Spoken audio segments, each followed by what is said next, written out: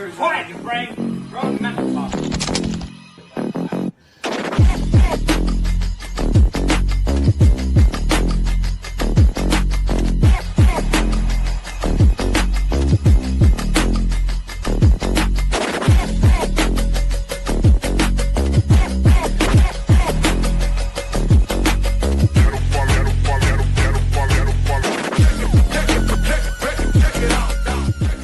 Welcome back to the Men's Lounge LA. I'm your host, Frederick Douglass Southern, aka Sir Frederick. Wherever you are in the world, good morning, good evening, and good afternoon. And my co-host. I'm your co-host, Coach Chris, and partner in these conversations. Welcome to the Men's Lounge LA. Oh yeah, like and subscribe to the channel, please. What's this? That's new, huh? I like that. Hey, here's the Men's Lounge. We empower men. We empower men. Good men become better men. We empower men to embrace their masculinity.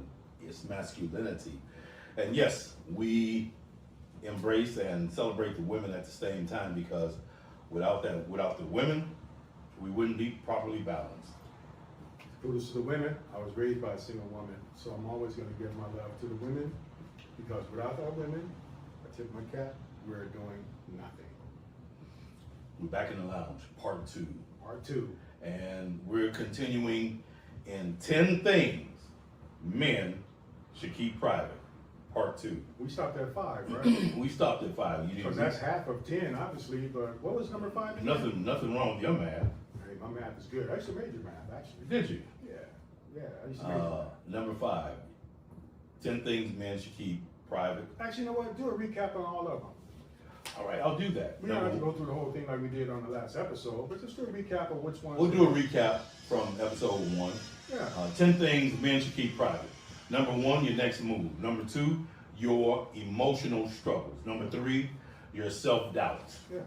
Number 4, your good deeds. Mm-hmm. And number 5, your sex life. So those are the 5 things that we talked about previously. Go back and check it out. Yeah. Episode 1, 10 things that men should keep private. So yeah, especially the sex life thing, man. Stop talking about that stuff, guys. You capping. You out there capping. you're lying about it anyway. Yeah, you know. And you women that's out there talking about y'all getting laid here and there and there. Yeah. No, you know what? No, nobody cares. Yeah. Nobody cares. And Stop the cap. And what is cap anyway? What does that Lie. mean? Oh, you're lying. Yeah, stop the lying. Cap. Yeah. And the women that talking about they getting laid by different men and all that. Yeah. You don't want to say that as women. That's a double standard out there when it comes to that. That was number 5 we left off. What's number 6? Number 6, your relationship problems. Every disagreement doesn't need to go on social media or your group chats. Too many outside voices can poison a relationship. Handle your business directly and quietly. Relationship problems. Wow. Women talk more about relationship problems than men do, I think. Honestly. You know. No, I think it's about even. I don't know, man. Because when I look at social media, because we on social media, so we do a lot of research on social media, I see a lot of women talking about that stuff. I hardly ever see men do that. Not that they don't, but it's saturated on social media from what I come across on algorithm. You know, I hear a lot of men out there piss moaning and complaining about their relationship problems. What their lady did, what she didn't do, accusatory, you know, you're not doing this, you're not doing that, and, you know. Yeah, well, to me, that's different, because this is what we want. We want men to be able to come and have a safe place to come. We talked about that in the first episode. It's not like we want to misconstrue what we're talking about. It's just certain things that you want to keep private. Right. That is one, I get that. But you should have someone you can talk to that you trust about relationships to help you get through it. That's a therapist, you know, when it comes to therapy. Right. You know, we talk about, and we strong here in the Men's Lounge LA when it comes down to self-care. So therapy is definitely something I think you guys should consider in that particular realm, on that particular topic. That's just my opinion. And we got a plane going over. We have a helicopter going over. The plane! And we're in the studio, The plane! And the door is open. We have fresh air coming through, so we have some outside noises. But That's all right. we're doing our thing. You know, let me just read this real quick, because although we're saying 10 things men should keep private, here at the Men's Lounge, we encourage you to speak, not as a contradictory, don't get me Right, wrong. right. We encourage men to speak, heal and grow and have real conversations. And there's a time and a place for everything. And that's being discreet, using discernment, when, where, and how, and why. And why do you have to talk about it out in public to begin with? Do you have a definition of discernment? You know, I have it somewhere. Let's talk about that for a minute, because you and I had a pretty deep conversation about that. You know, we're not trying to insult anybody, but I think discernment should be something that we need to address. You know, So, I had, here it is, discernment. go for it. In my, discernment is the ability to judge people rightly, situations and information wisely and clearly. It's knowing who to trust, what to say, when to speak, and when silence is the better move. Discernment helps people protect your peace, your purpose, and your relationships. That's discernment. And the opposite of that is oversharing. That's what we're talking about now, you know, about things that you should Right. say to everyone, you know. So, but I want to ask the listening audience a question here, and the viewing audience. How do you know and who do you know you can and cannot talk to? Put that in the comment section. How do you know, who do you know that you can and cannot talk to? That's the thing that you guys need to try to figure out. Right.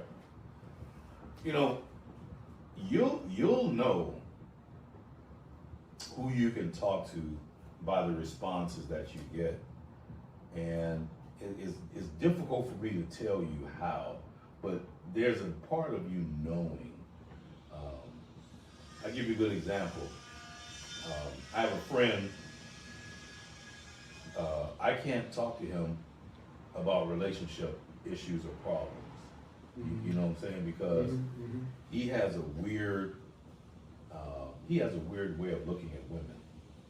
Oh, okay. A little opinion?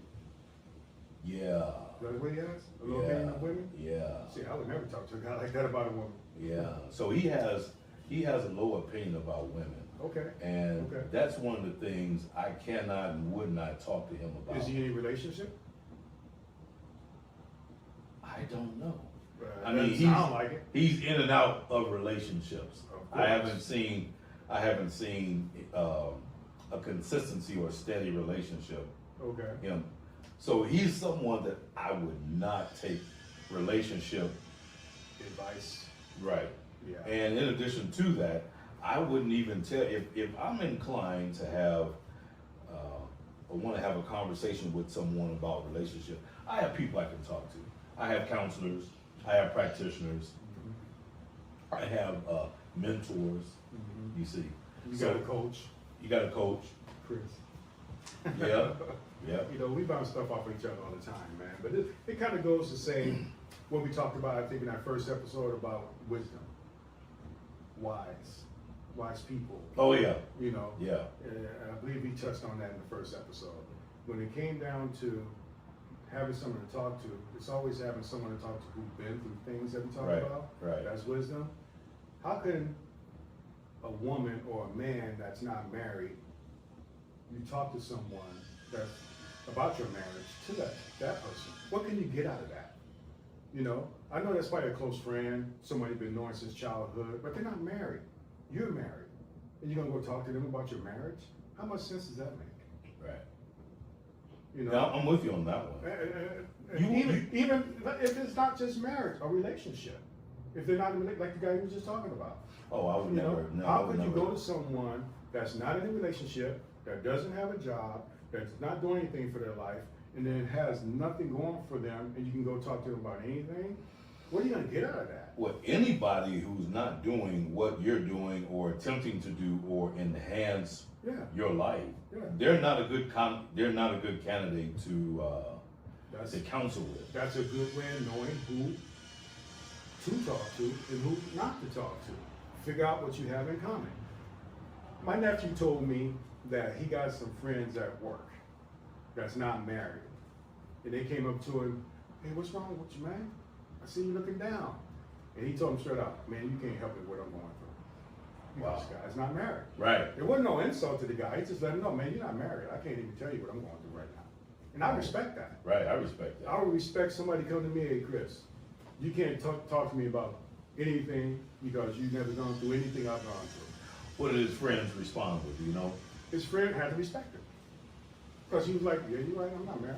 But see, his friend had his genuine concern about his well-being I get by that. asking that But question. just because someone has a genuine concern Right. about something or about you, or they notice something, Right. doesn't make them a good candidate to counsel with. Right, but see, that's the thing. He told me that story after he called me to talk to me about the situation. Ah, That's why I know the story. You know, because I was like, what's going on, nephew? And he started telling me what's going on. He told me, he said, hey, man, I was talking to one of my coworkers, man. I told him, man, I can't talk to you about this. And it was out of respect. no, that was strong. It was. That was strong. So, hey, understand that, listen to your audience and viewing audience. Hey, sometimes you have to recognize the person you talk to, the situation they're in. Does it fit what you need to get off your chest at that point? Things that you can't tell everybody. Right. 10 things men should keep private. Number 7 is this: your financial details. Money attracts opinions, envy, and sometimes manipulation. Whether you're struggling or winning, move wisely and quietly. And financial discipline is a part of self-mastery. You know, just recently, I'm going to tell this story, but I'm going to use a third party because it's someone close to near and dear our heart. And you know, I have a friend. We have a friend, and someone that they recently met, don't know very well, received a phone call. And in the phone call, there were pleasantries and greeting and stuff like that. And about the third or fourth sentence in, say, hey man, can you loan me X amount of dollars? You know, and my buddy was taken back and like, you know, I just bought some tires for my car, and I'm like, did you really? He said, no, not really, but that was the excuse I gave because I didn't feel comfortable with this approach. Someone asking me for money, and I think you know who I'm talking about. Yeah, I got an idea who you're talking Yeah. about. Yeah. So, what are your thoughts about that? You don't know this person very well, but the first thing they do after about 5 or 6 minutes into the conversation, Right. you know, You know that every situation like that is different. You know, some people do things out of goodness of their heart just because whatever. You know, but then some people realize that hey, this is a little bit awkward. You know, where is this coming from? Right. So it's a case by case basis. It depends on the relationship, like you said, someone that you know, this and that, or whatever. You know, but it's just a strange thing when you have someone just come out of the blue and ask you for money. I'm sure you guys feel the same way. Just come out and ask you. You know, it could be pretty awkward. You know, sometimes you may have a good heart to just do it, but would that stop at that point, or would it continue? you know, I Because you're talking about finance, you're talking about money. What- Money comes with a lot of assumptions. it comes with a target on your back too. Exactly. So they assume you're doing better than what you probably are. Right. And if you are doing better, they assume that you should be taking care of them too. So there's a lot of assumptions when it comes to money. I look at a lot of these pranks on social media, and it's called gold digger pranks. I look at a lot of that, man, and it just blows my mind. A lot of people say it's fake. If it is fake, it's still content that I look at because I'm on social media, like we talked about before in the first episode. So when it comes down to looking at these things, and I see the reaction that these women, you know, and it's usually against women because it's a guy driving around a Lamborghini or maybe a Porsche, whatever car he's driving in, that, man, there's a lot going on over here today, isn't it? Yeah, it is. What's up with that? That's all we see on the show must go on. So anyway, when I look at that, these women don't want to deal with him at the introduction. Like, hey, my name is so-and-so. What are you doing today? I got a boyfriend. Oh, nothing. Oh, I'm not interested. Whatever it is that they're doing to shy him away because they're not interested. Once he turned that car on, Well, no, when he walks toward the car, it gets in. Even that. That's I've sometimes seen that. too. Yeah, that's sometimes too. So they're influenced by that money. They don't really know what this guy has. It could be a loan car, a rental car. It could be anything, but they assume that this guy got money because he's coming up to a Lamborghini, he's coming up to a Porsche, he's coming Something up to exotic. Exactly, that looks good and it's clean and all this and that, the way they're dressed, but they assume that this guy is gonna go ahead and take care of them. So money comes with assumption. So this one's big for me. When you're talking about not talking about your finances, I don't know what fool would do that anyway, unless you just out there capping again. I heard a quote, wise men don't count their money in public. That's crazy. They don't, wise men and rich men Yeah. don't count their money Yeah. in public. You know, there's Forbes magazine out there that talk about these rich people that's out there in the world. You know, they have different kind of security. They have a different life that they live. But you talking about the average Joe that may have a pretty big bag, he's not gonna talk about that. She's No, not gonna talk about that. No. Because you don't want that target on your back. You know, I grew up in the hood. The last thing I want somebody to know is how much is in my pocket. Right. You know, because I'll be doing a lot of driving in certain areas, and if he's like, oh, there's, man, look at Chris, look at Coach. And you know what? Here in the city, in the beautiful city of Los Angeles. Los Angeles. Los Angeles. You know, I don't carry cash. No, man. I don't carry cash. Yeah, I use, matter of fact, I don't even use my debit card. I use a credit card. there you go. And whether I'm getting fuel or groceries or even a burger, Yeah. I do not pull out cash here in the city. Listen to the audience, viewing audience, put your comment in. Do you talk about your cash? Do you talk about your money? Do you talk about your situation? Do you boast? Do you make it seem like you? Put it in the comment section. I want to see people put comments in on this particular part of this topic, on not what to do. Do you talk about your money, Or is it just you waiting to get to church and then you put the tithes and offerings and all that stuff in? That's another subject too. That's another subject right there. But no, put it in the comment section as far as the money situation. Do you do that? Do you talk about it? Do you carry cash? He doesn't. Sometimes I like having cash on me because I like playing lottery. I like playing the, scratchers. Gotcha. But that's gone after that. I'm not going back and doing no more. Right. But no, talk about that. That was crazy. That was crazy to me if people talking about that. I'm surprised that's on the list. Your financial It details? shouldn't be on that list. Well, Because nobody should be doing that. No, nobody. No I hear one. you. All right, let's move on. Go ahead. Number 8, your self-improvement process. Too many men announce goals instead of building them. Don't chase validations for the work that you're doing. Share the results, not your reps in the gym. Right. Keep your self-improvement process To yourself. to yourself.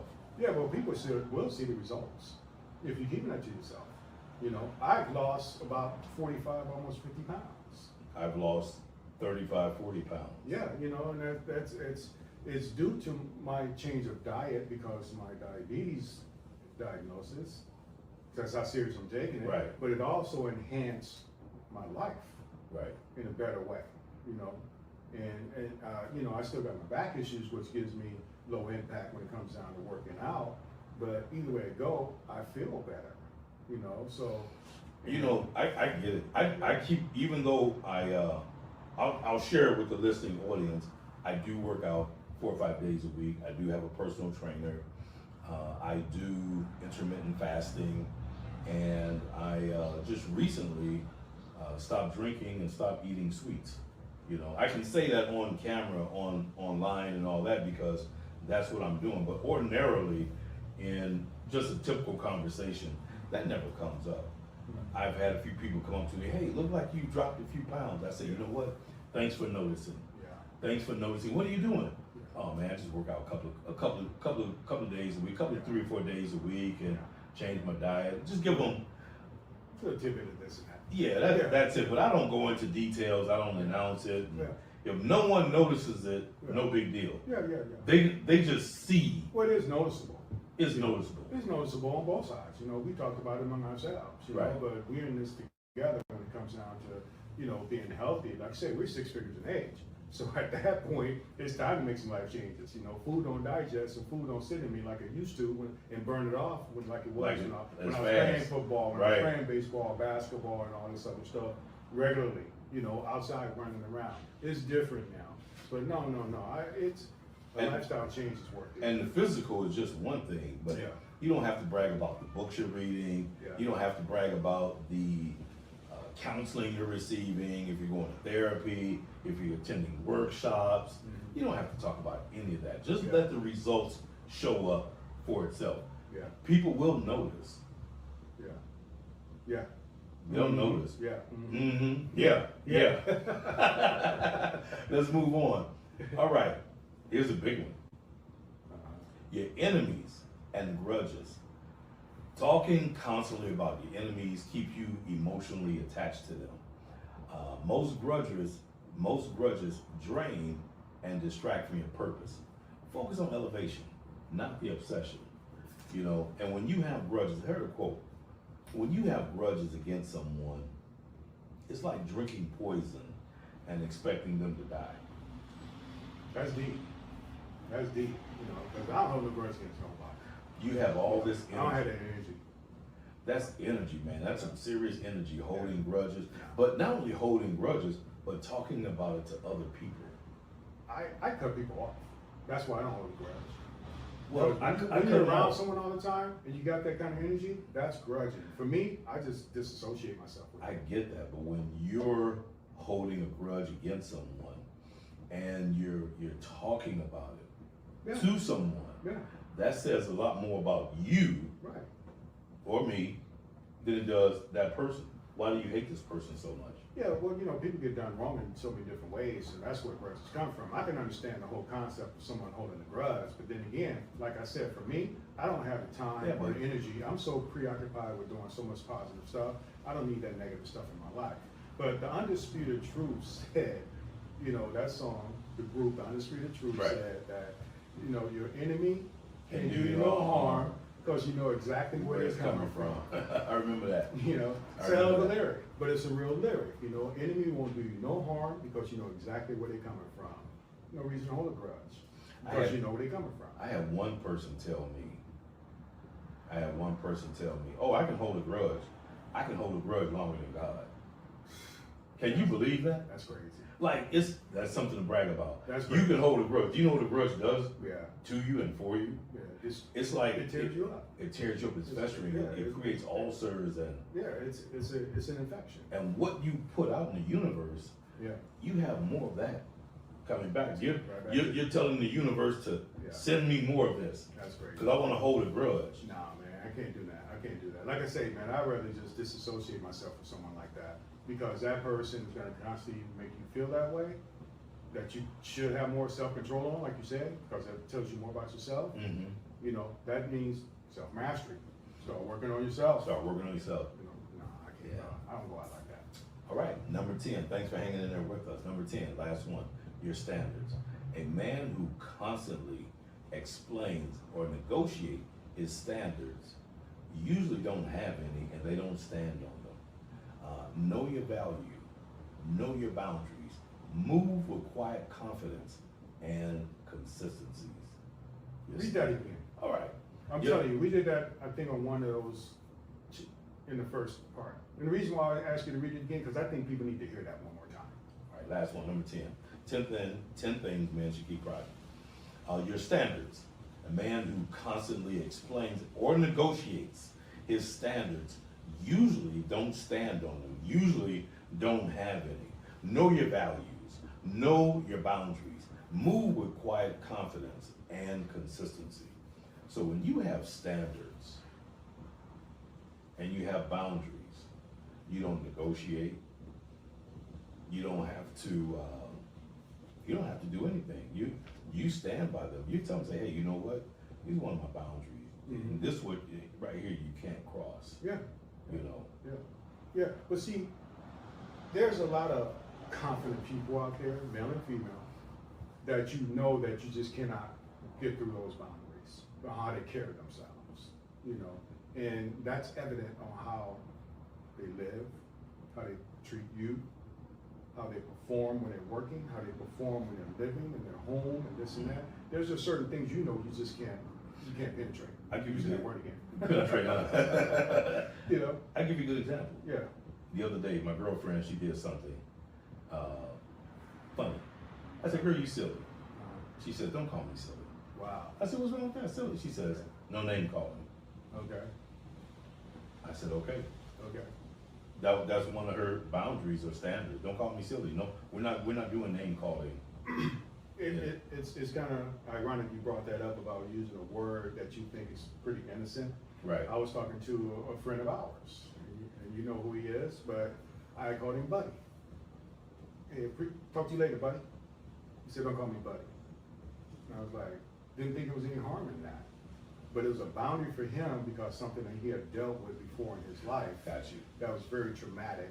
When someone had called him Buddy, it wasn't a good outcome. So he didn't want to revisit that. He had that attachment to it. He had an attachment to it in a bad way, which I thought Buddy was not a big deal, just like how you thought being silly was a big Right. deal. So yeah, that's what I mean. That's why I say how people carry themselves. And and to me, to us, that's a non-threatening Yeah, word. yeah. I mean, sometimes you say, "What's up, partner? What's up, homie? What's up, this Right. and that?" But hey, what's up, buddy? You know, that hit home for him because of what he experienced during that time in his Yeah. life. That was where he was and how it happened to him. It's something that he didn't want to deal with. So, in the way he explained it, I had to respect it.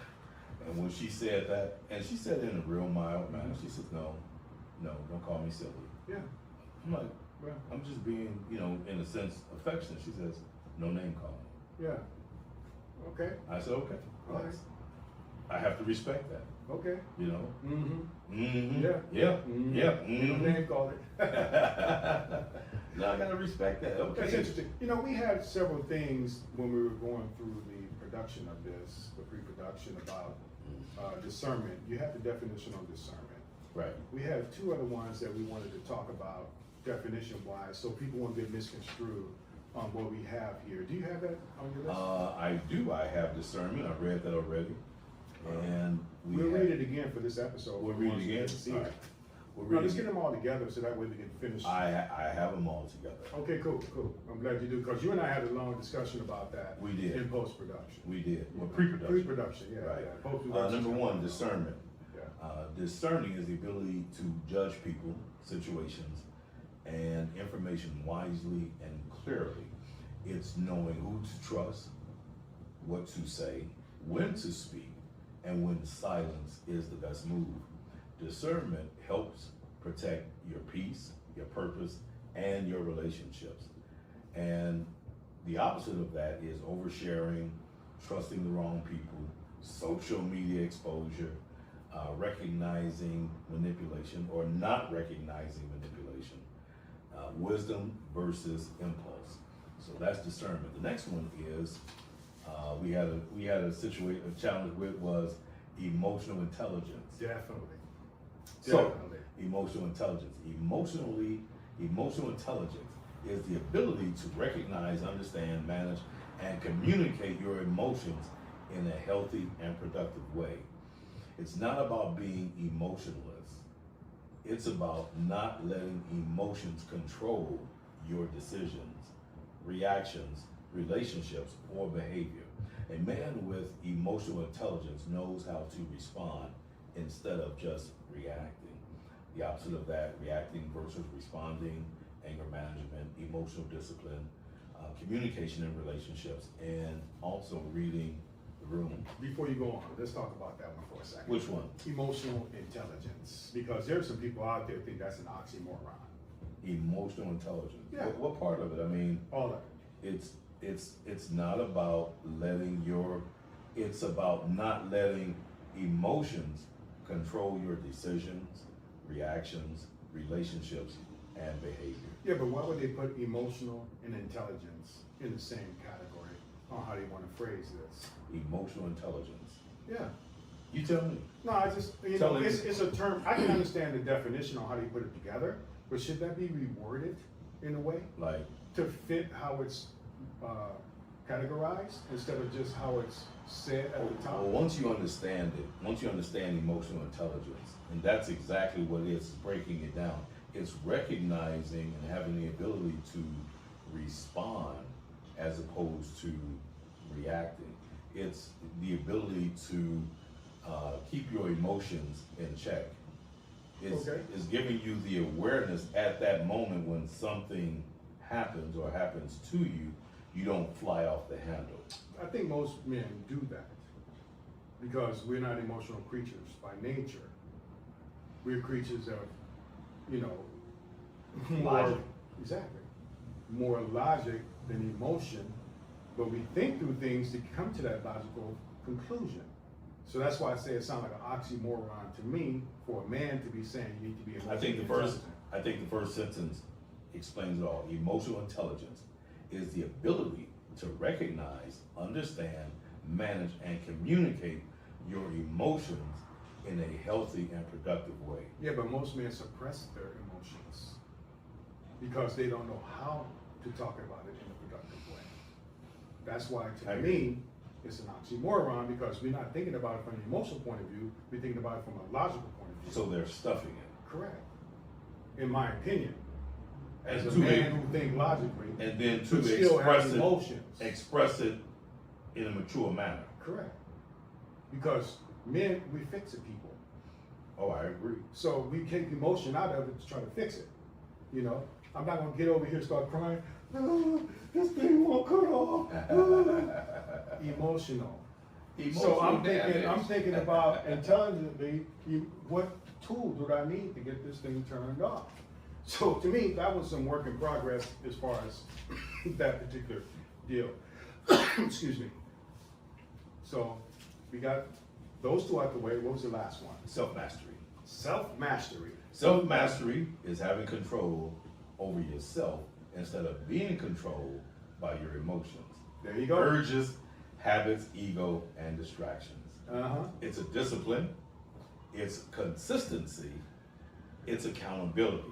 Self-mastery means becoming the kind of man who can lead himself before trying to lead anyone else. See, how does that fit with emotionally intelligent? Those two, self-mastery, Self-mastery, yeah, they go emotionally intelligent. they go hand in hand. Do they really? Are you sure? Why not? I'm not sure about that, man. I'm not sure about that. Well, You know? I want to hear from our listening audience. Yes. I want to hear from our listening audience. What does emotional intelligence have to do with self-mastery? Put it in the comment section.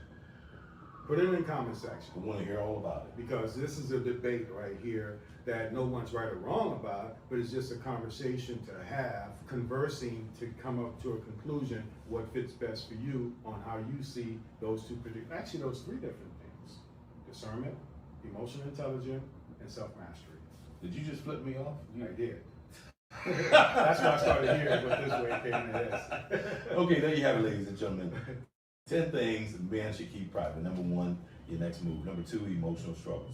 Number 3, your self-doubt. Number 4, your good deeds. Number 5, your sex life. Number 6, relationship problems. Number 7, your financial details. Number 8, your self-improvement progress. Number 9, your enemies and grudges. And number 10, your standards. And we'll have each one of these in the description below. Take these and kind of work with them and figure out how it works for you.